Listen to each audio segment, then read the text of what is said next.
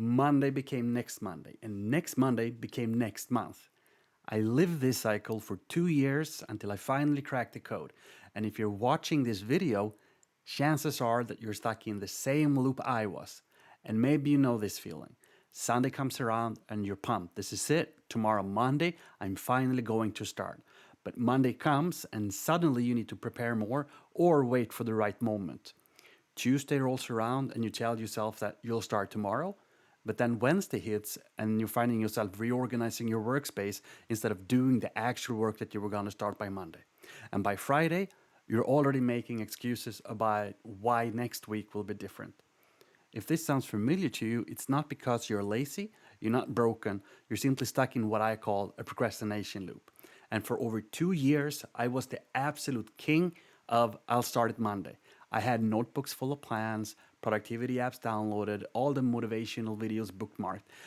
But I was the guy that would spend hours researching that perfect morning routine instead of just starting my day productively.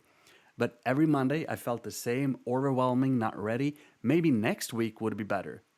I was stuck in this cycle where I felt busy but never made real progress. I was preparing to prepare, planning to plan, but then something shifted. I finally broke free, and when I looked back, I realized there was a specific pattern, a method that I'd accidentally discovered that changed everything for me. I call it the DER method. 3 simple steps that help me break the procrastination loop. Drop what's keeping you stuck, evolve into new actions, and repeat what actually works. These 3 steps changed my life in overcoming the procrastination loop. So let's dive into it. Drop is figuring out that things that are keeping you stuck. You have dreams, you have goals, or tasks, doesn't matter if it's big or small on the scale. You have something that you want to do, but you're not doing it. Drop is all about figuring out what's standing between you and the thing that you're trying to achieve and focusing on either the things that is actively moving you in the counter direction, like away from what you want. Now, as an example for that part is if you're trying to lose weight, eating bad things is going to make you gain weight. So that's an example of moving you further away from achieving that dream goal or tasks. Or it's something that you spend time on that doesn't get you any closer to your goals, dreams, or tasks and achieving that, or making you step further away.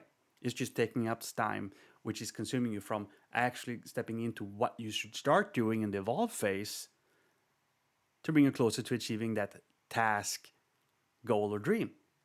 So as you're focusing on drop, just pen and paper, what is standing in your way of actually starting to progress towards achieving that task, goal, or dream. Write them all down and then find a way to simply not do that. Because as long as you cannot do that, you're either not hurting your position in getting closer towards achieving that task, dream, or goal, or you're freeing up space for the next thing, which is the evolve steps of what should you start doing in order to achieve it. And when you think about it, don't think about it from, oh, I need to achieve this big ass dream in one bite. No, it's more like eating that elephant. It's a small piece at a time, right? So what do I need to start doing so that I can start progress in small steps towards achieving my goals and dreams? Or a simple task, because it doesn't matter if it's big or small. Write that down on a piece of paper, and guess what the next step is? Start doing that. But of course, you're not doing things, so it's hard, and I get it. And it's hard because you've been kind of listening to that side of your mind that is saying you, we can do it on Monday. We can move it Monday. We can push it up. So it becomes easy to think like that. So how do we counter that? How did I counter that? Because I was in that same I'll do it later, I'll do it Monday loop, procrastinating.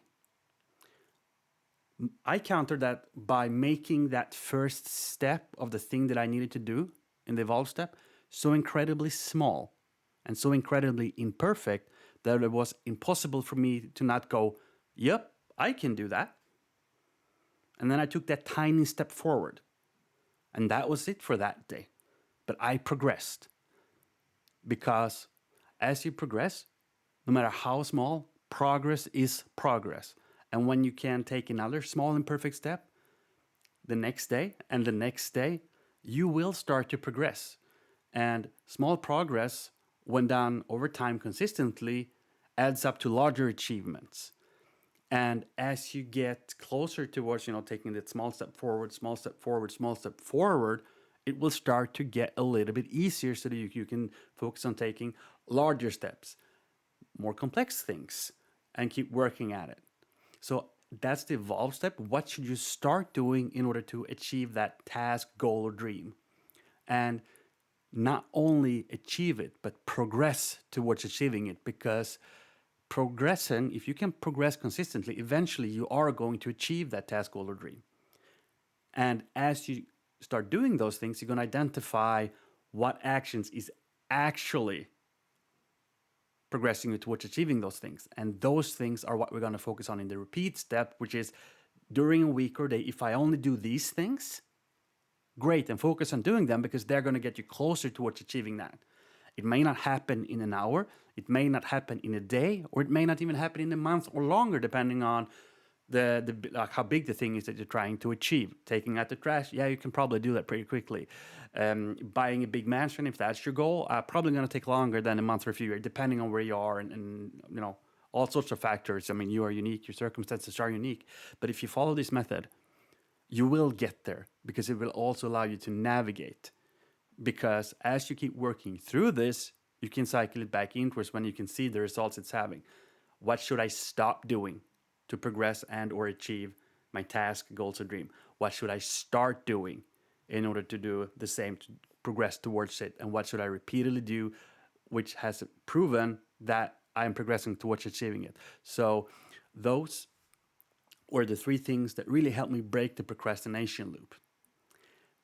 This method didn't just change my life. It's already helped my clients break their loops too. One told me, I keep telling myself I was doing everything I can to get this off the ground. Well, it turned out I actually wasn't. Now he has eliminated doom scrolling and video gaming from what he was doing repeatedly. It freed up hours of his time, and now he's making consistent progress on building his business. Another client went from being scattered across multiple business ideas to appearing on TV and securing major opportunities. What's the difference? They stopped waiting for Monday and started taking action today. The procrastination loop only holds power over you when you don't recognize it and as long as you believe in it. Once you see it for what it is, a neurological pattern, not you failing, you can choose to start changing it and start taking a different path.